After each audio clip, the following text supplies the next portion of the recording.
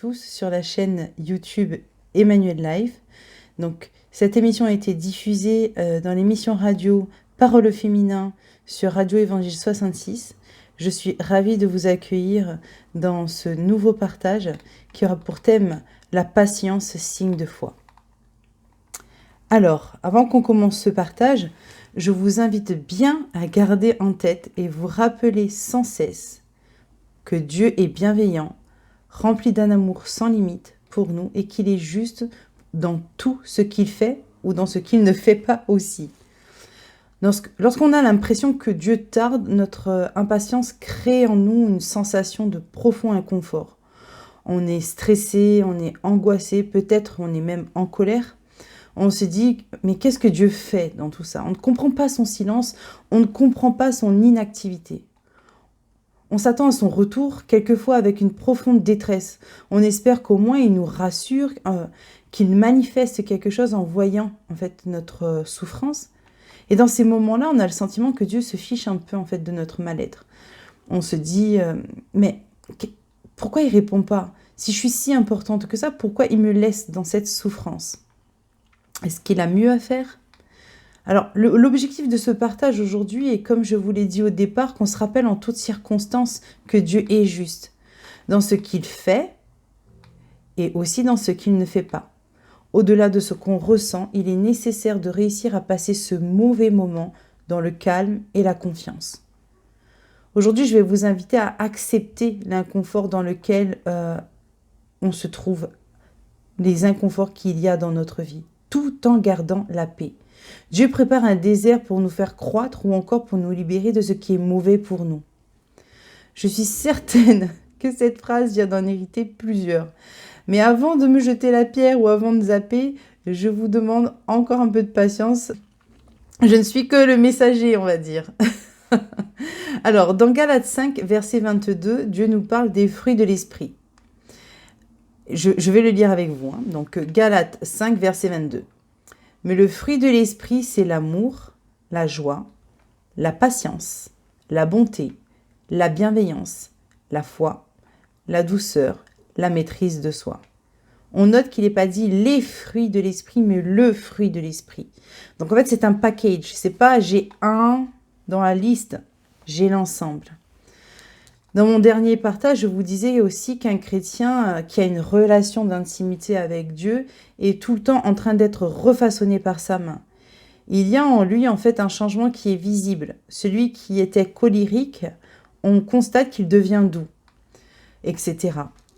Sachez-le, le projet de Dieu pour nos vies, c'est de nous laver de toutes les salissures qui se sont collées à nous pendant notre marche ici.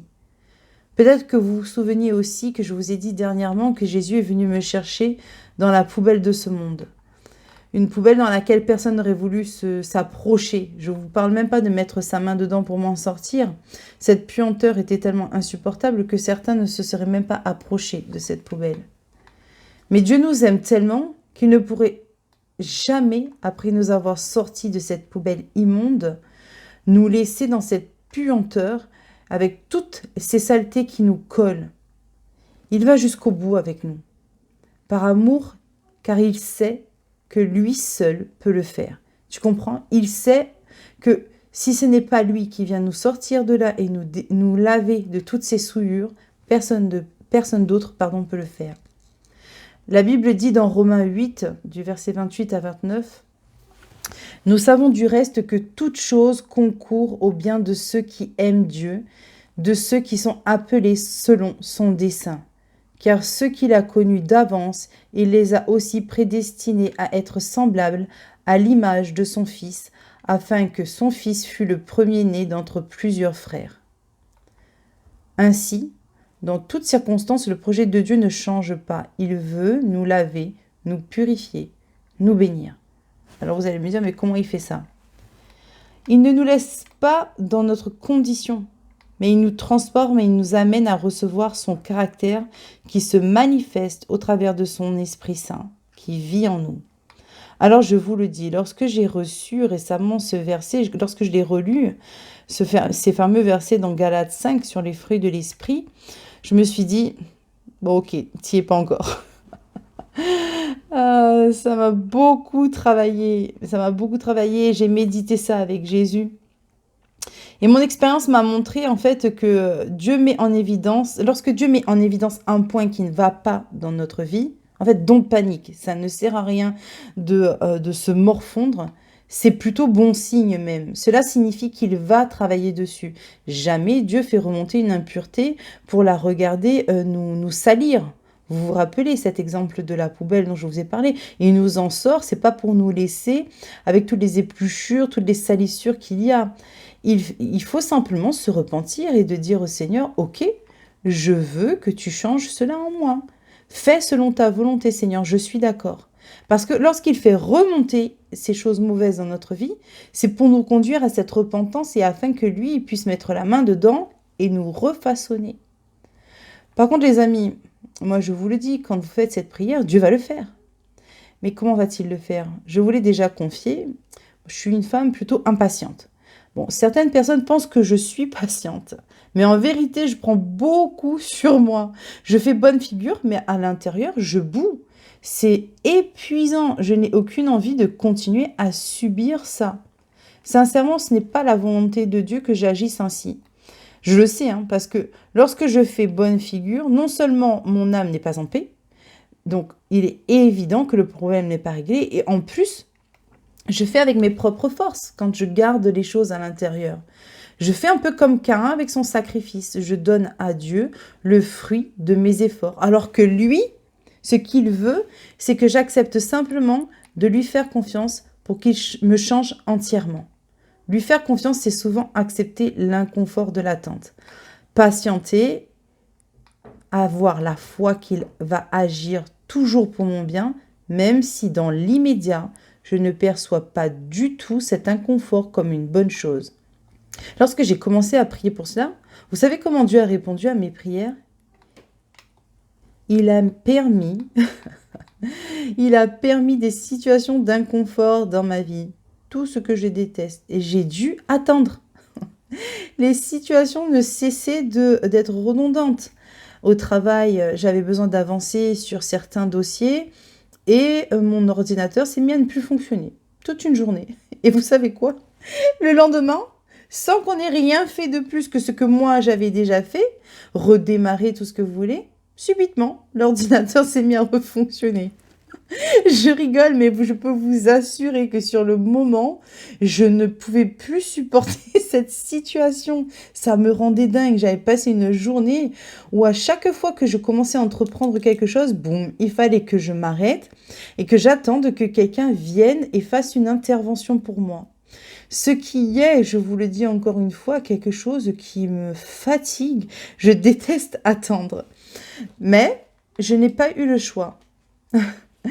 J'ai souvent des conversations avec des frères et sœurs qui sont célibataires. Et ils ne comprennent pas pourquoi Dieu tarde autant pour les bénir. Et tous me sortent le même verset. Il n'est pas bon que l'homme soit seul. Ce n'est pas moi qui le dis, c'est Dieu qui l'a dit. Vous l'avez entendu ça, hein? Peut-être même que vous l'avez dit vous-même. Je crois bien l'avoir sorti une ou deux fois moi aussi. Alors souvent je réponds, justement, il veut te bénir.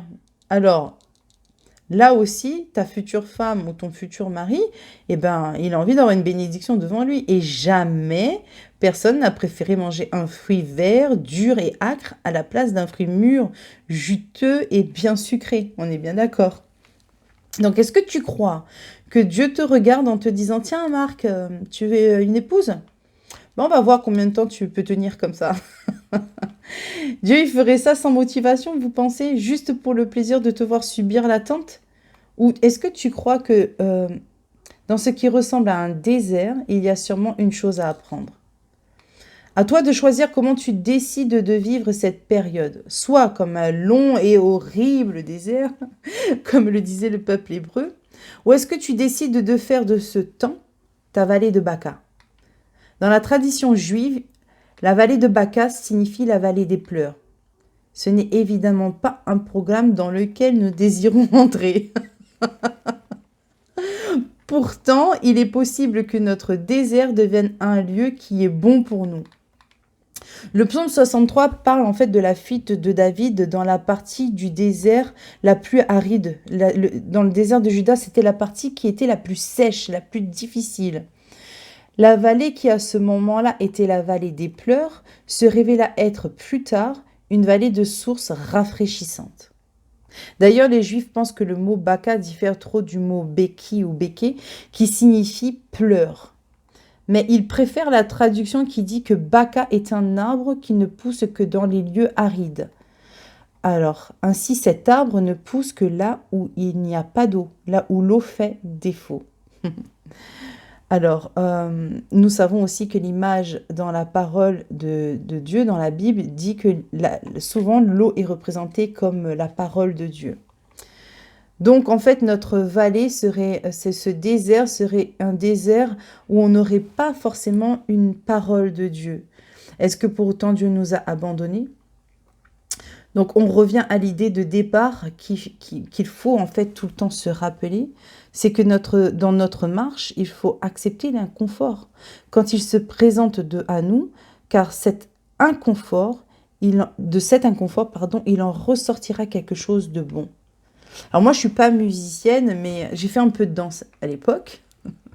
Et à chaque temps de silence qu'il y avait, on avait en fait dans la chorégraphie en fait des mouvements qui continuaient. Le temps de silence n'était pas significatif d'arrêt. Dans les temps de silence, les mouvements continuaient, peut-être un peu plus au ralenti ou pas, mais il y avait un mouvement. Peut-être que dans ces temps de silence dans lesquels tu te trouves, tu n'es pas censé attendre dans l'inactivité. Peut-être que dans la prière, le jeûne, peut-être que dans le partage avec des personnes fiables de l'Église, tu peux continuer l'attente dans le calme et la confiance. Je ne sais pas ce que Dieu veut faire de ces temps de silence dans lesquels tu te trouves, mais le silence fait partie du tempo. C'est nécessaire pour que l'ensemble de la musique soit mélodieuse, douce et agréable. Jouer trop vite serait stressant. Est-ce que tu n'es pas d'accord avec moi qu'une musique qui va trop vite n'est pas agréable? En tout cas, quand elle dépasse le tempo dans lequel elle est censée être jouée. Vous avez peut-être déjà entendu ces petites boîtes à musique qu'on trouve dans les lieux touristiques où il s'agit en fait de faire tourner la moulinette et en fait c'est des petites pièces en métal qui en fait en se frottant l'une à l'autre donnent une mélodie. Souvent c'est des mélodies qu'on connaît et en fait quand tu la joues lentement, tu discernes difficilement en fait ce que c'est que cette chanson qui pourtant tu connais très bien. Quand tu y vas au bon tempo, tu te dis ah c'est cette chanson. Et quand tu vas trop vite, en fait tu dis ah ouais c'est ça mais c'est ça mais c'est pas ça. Tu vas trop vite en fait. Donc en fait c'est un peu ça, c'est que ces temps de silence sont nécessaires pour qu'on puisse reconnaître le son final. C'est très important de savoir apprécier ces temps de silence, même si c'est difficile. Dieu veut que ce temps de silence ne soit pas pénible pour toi. Il n'est pas sadique en te laissant dans le silence. C'est pas vrai. On apprend aussi dans le silence. Combien d'entre vous, on s'est retrouvés dans des situations où on a dit à nos enfants, attends, attends. Et l'enfant, il dit, pourquoi attends, Ou on a dit, je t'expliquerai plus tard parce qu'aujourd'hui, tu es trop jeune pour comprendre. Les enfants, ils n'aiment pas ça. Oui, mais explique-moi maintenant et tout. Ils sont impatients. Mais toi, tu sais que c'est pas bon pour eux, que si tu leur expliques maintenant, ça peut en fait faire une cassure dans leur âme. Il n'est pas bon de tout dire d'un coup à nos enfants. C'est pareil, en fait, Dieu a le même comportement avec nous. Il s'agit réellement d'une attitude de bienveillance. Il sait toutes choses. Il n'a pas oublié un seul détail dans la création. Et tu es une de ces créatures. Tu n'as pas été oublié. Tu as juste besoin d'apprendre quelque chose dans ce temps de silence, dans ce désert. Paul disait dans Philippiens 4, du verset 12 à 13, « Je sais vivre dans l'humiliation et je sais vivre dans l'abondance. En tout et partout, j'ai appris à être rassasié et à avoir faim, à être dans l'abondance et à être dans la disette. Je peux tout par celui qui me fortifie. » C'est vraiment le verset 13 il faut garder. Il peut tout faire par celui qui le fortifie. Ainsi, dans ce désert, dans ces temps de silence, il est impossible d'avancer sereinement, sinon par celui qui nous fortifie. C'est un temps de silence où on continue, comme je vous ai montré dans l'image de la danse, où on continue à être en action dans la prière.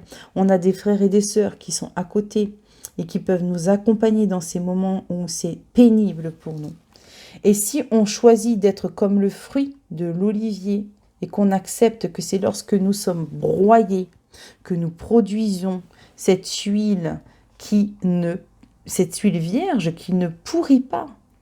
Je sais que ce n'est pas un programme très séduisant et que tout le monde préfère être dans l'abondance et le confort. Je sais que la disette en fait ne nous intéresse pas. Mais soyons vraiment honnêtes. Est-ce que vous ne vous en êtes pas rendu compte vous-même que c'est dans la difficulté que la leçon a été mieux apprise? C'est marqué au fer rouge, personne ne peut retirer cette leçon de nous, justement parce que ça a été tellement dur qu'on ne peut pas revenir, on ne peut pas se permettre de revenir sur cette leçon. Vous êtes d'accord avec moi? Il est facile de faire preuve de bienveillance lorsque face à nous, les personnes le sont également. Il est facile d'être patient quand tout arrive vite. Il est facile d'être douce quand on a un enfant docile. Il est facile d'être aimant quand on fait tout pour nous, que du bien. Il est facile de se maîtriser quand tout roule. En fait, vous comprenez où je veux en venir? Il ressort de l'huile lorsque l'olive est broyée. Il ressort de la patience quand tu es dans l'attente. Tu veux une épouse ou un époux? Tu veux un meilleur travail? Tu veux que tes enfants soient plus respectueux, plus attentifs, moins pénibles? La bonne nouvelle, c'est que nous avons une grâce et que Jésus-Christ est abordable et il parle. Je te propose de prier avec moi. Seigneur, le temps me semble long. Pourquoi cette femme ou cet homme que je désire tarde? Pourquoi je suis toujours à ce poste alors que j'ai travaillé plus que les autres? Pourquoi mes enfants sont toujours dans la désobéissance alors que je ne cesse de te supplier? Pourquoi mon mari est-il toujours absent ou infidèle? Seigneur, prépare-moi à affronter ces situations comme tu le souhaites. Vraiment, Seigneur, sois cette source de bénédiction. Apprends-moi. Ai-je vraiment compris ce que c'est que le mariage? Montre-moi, s'il te plaît, Jésus. Jésus, montre-moi comment parler ou ne pas parler à mes enfants et à mon mari. Seigneur Jésus-Christ, je sais que tu es bon et tu me fais patienter parce que c'est une bonne chose pour moi. Montre-moi en quoi c'est une bonne chose pour moi que d'être dans l'attente. Qu'est-ce que je dois apprendre dans ce désert? Je crois en ta bonté et ta bienveillance envers moi. Conduis-moi dans les sentiers qui font que je te retrouve. Amène-moi à me libérer des charges qui pèsent sur mes épaules, sur les épaules de mon époux ou de mon épouse, sur mes enfants. Et rends-moi conforme à ta volonté. Au nom de Jésus-Christ. Amen. Je connais aussi des personnes qui sont dans des situations d'urgence, qui ne savent pas où ils vont dormir ce soir ou ce qu'ils vont manger. Donc, on comprend bien que ces situations d'urgence dépassent l'inconfort. On n'est clairement plus dans la notion d'inconfort. Il est vraiment important, il est primordial dans toutes les situations de souffrance dans lesquelles nous nous trouvons, de comprendre aussi l'origine, en fait, de cette souffrance. Demande à Dieu, est-ce que c'est bien toi, Seigneur, qui me conduis dans ce désert afin de m'enseigner ou me bénir? Ou est-ce que c'est le plan du diable pour me détruire et me dévorer? Selon la source qu'il y a derrière, la façon de réagir est forcément différente. On est destiné à être dans le calme et la confiance lorsque nous sommes dans les plans de Dieu. Désert ou pas d'ailleurs. Dieu est un Dieu qui nous apporte la paix en toutes circonstances. Évidemment, on l'a démontré là depuis tout à l'heure qu'il faut chercher cette paix, mais Dieu nous l'accorde. Mais par contre, lorsqu'il s'agit du piège du diable, on a reçu de Dieu, par Jésus-Christ, les armes pour se défendre. Quelqu'un qui n'a pas de lien ne laisserait sûrement pas un voleur entrer dans sa maison, la vandaliser, il ne laisserait pas ce voleur dérober tous ses biens sans se défendre, on est bien d'accord. Et une personne qui a des liens se bat pour retrouver sa pleine liberté. Nous sommes aussi d'accord là-dessus, n'est-ce pas? Donc voilà, nous avons en notre possession la possibilité de sortir de l'angoisse, du stress, de l'impatience ou de l'urgence pour entrer dans la paix et l'espérance d'un enseignement ou d'une issue qui nous fait croître dans l'attente ou pas. C'est-à-dire que l'objectif de Dieu, c'est de nous faire croître. Quoi qu'il arrive, on doit garder cela en tête. Même si c'est difficile. Et justement, lorsque c'est difficile et que nous savons que l'origine est Dieu, persévérons. Persévérons parce que au bout de cette marche, il y a forcément une bénédiction. Honorer Dieu, c'est aussi accepter qu'il sait mieux que nous ce qui est bon. Il sait mieux que nous quand est-ce que c'est bon, parce que c'est lui qui sait quand le fruit est mûr, juteux et sucré. Rappelez-vous que lorsqu'on a commencé ce partage, nous avons décidé ensemble de croire que Dieu est juste et bon en toutes circonstances. Rappelez-vous aussi que vous avez chanté ou lu ce verset qui dit « Ce n'est plus moi qui vis, c'est Christ qui vit en moi ». Voilà, Christ en moi, en fait, c'est pas simplement un changement en surface, c'est un changement en surface et en profondeur. Lorsqu'on me voit, on voit que je ne suis pas agacée devant une situation stressante et que je ne suis pas là en train de m'impatienter, eh bien, ce que mon visage reflète, c'est ce qui se passe à l'intérieur. C'est ça, en fait, que dans la dimension dans laquelle Dieu veut nous amener. Que tout, en fait, l'ensemble soit modifié, non pas simplement par bienveillance envers les autres, mais aussi envers nous-mêmes. Alors, forcément, tu pourrais me demander, mais tu y es arrivée, toi? Est-ce que finalement, tu es un peu plus patiente? Sincèrement, pas toujours. Je rencontre des victoires et aussi des échecs. Sur le chemin, des fois, il m'arrive d'y parvenir, et puis, pour des raisons que j'ignore encore, des fois, c'est compliqué. Mais ce pourquoi je n'ai pas le moindre doute, c'est que lorsque Dieu révèle en moi ce qui dysfonctionne, c'est qu'il va tout faire concourir pour mon bien afin que j'y parvienne. Et voilà ce qui me réjouit en fait. Lorsque je fais l'état des lieux de ce que je suis, je constate très vite que je suis imparfaite.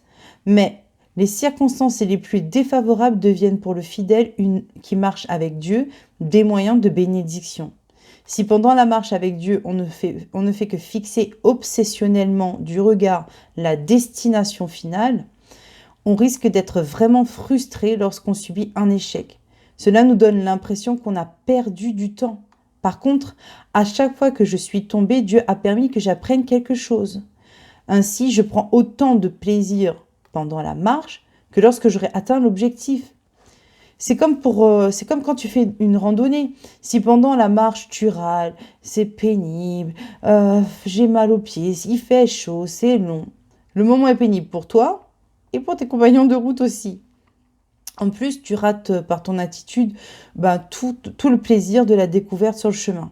Par contre, si tu décides de changer d'attitude, le même chemin peut devenir très intéressant. Tu pourrais découvrir tellement de choses et au passage, tes compagnons de route seront davantage plus communicants avec toi.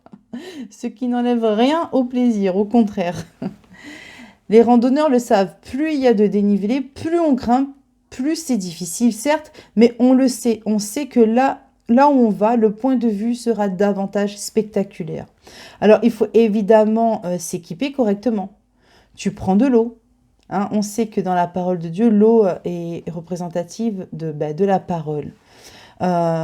Tu prends des bonnes chaussures, le zèle, la foi, des vêtements adaptés, on revient à la foi, la cuirasse, et de bons compagnons de marche qui connaissent bien le chemin. Vous vous souvenez, au début de ce partage, je vous ai dit que le projet de Dieu pour nos vies, c'est de nous laver de toutes les salissures qui se sont collées à nous pendant notre marche ici. Je vais vous laisser avec ce passage de Colossiens 1, du verset 21 à 28. Et vous qui étiez autrefois étrangers et ennemis par vos pensées et par vos mauvaises œuvres, il, donc Jésus-Christ, vous a maintenant réconciliés par sa mort dans le corps de sa chair pour vous faire paraître devant lui, saint, irrépréhensible et sans reproche. Si du moins vous demeurez fondés et inébranlables dans la foi, sans vous détourner de l'espérance de l'Évangile que vous avez entendu, qui a été prêché à toute créature sous le ciel et dont moi, Paul, j'ai été fait ministre. Je me réjouis maintenant dans mes souffrances pour vous, et ce qui manque aux souffrances de Christ, je l'achève en ma chair pour son corps qui est l'Église. C'est d'elle que j'ai été fait ministre selon la charge que Dieu m'a donnée auprès de vous, afin que j'annonçasse pleinement la parole de Dieu, le mystère caché de tout temps et dans tous les âges, mais révélé maintenant à ses saints, qui Dieu a voulu faire connaître quelle est la glorieuse richesse de ce mystère parmi les païens, savoir Christ en vous, l'espérance de la gloire. Je redis, Christ en vous, l'espérance de la gloire. C'est lui que nous annonçons, exhortant tout homme et instruisant tout homme en toute sagesse, afin de présenter à Dieu tout homme devenu parfait en Christ. Que Dieu vous bénisse et que dans votre désert, vous gardez les yeux sur la nuée, la colonne de feu, qui nous conduira à la terre promise.